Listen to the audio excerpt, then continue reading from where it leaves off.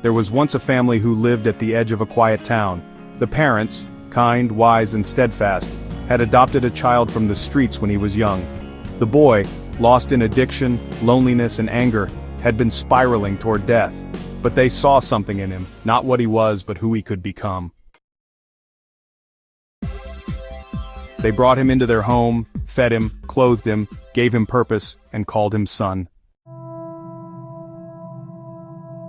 But there was one thing that marked this family more than anything else.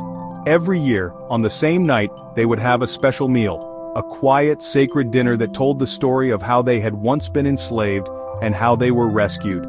It was the night that changed everything. On that night, they lit candles, broke bread, and told the story again. It was the night the son was first welcomed to the table. His name changed, his life saved. The father told him, "This meal is our bond, it is our remembrance. You must come every year, and one day you will teach your children. This is how we stay one. This is how we stay free." And for many years the son came.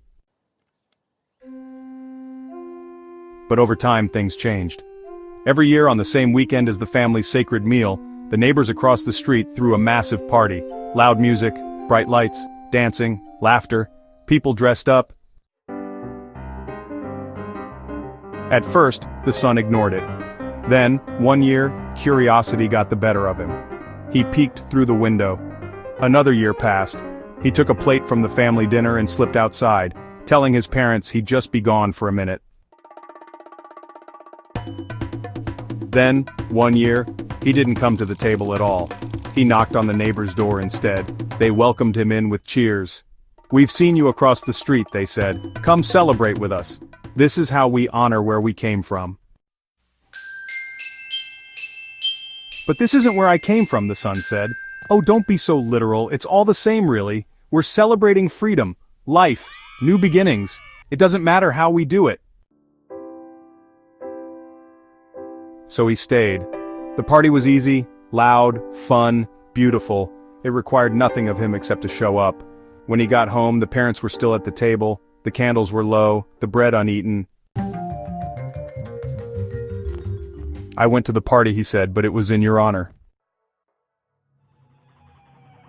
The mother's eyes filled with tears. The father looked at the empty chair. "We didn't ask you to honor us," the father said. "We asked you to be with us." Years passed. The son now had a family of his own. He brought his children to the neighbor's party every year. They never once sat at his parents' table across the street. When asked why, he would say, "It's tradition. It's what we do."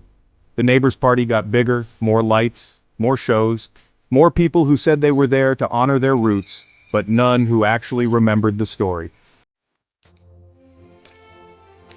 Eventually, his children forgot there was ever a dinner, that across the street on the same night, candles were still being lit, bread still broken, the father and mother still waiting, year after year, for their son to come home. One day the son passed by the old house. His parents were gone now, the table covered in dust, the place quiet, and it hit him. He had traded a relationship for a party, a memory for entertainment, obedience for tradition. The party had claimed to honor his parents, but it was never for them. It was about the crowd, the fun, the escape. He looked down at the note his father had once written him.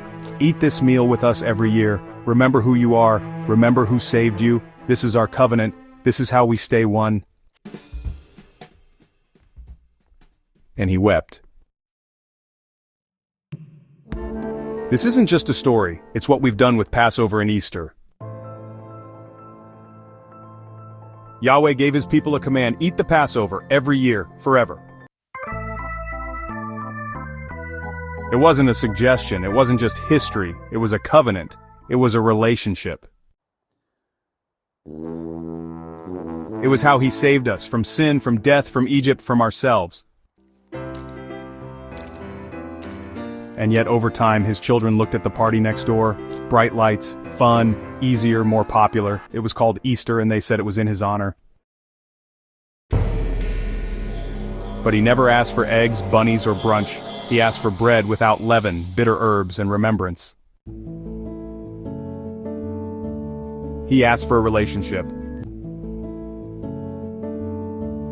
And he's still waiting at the table.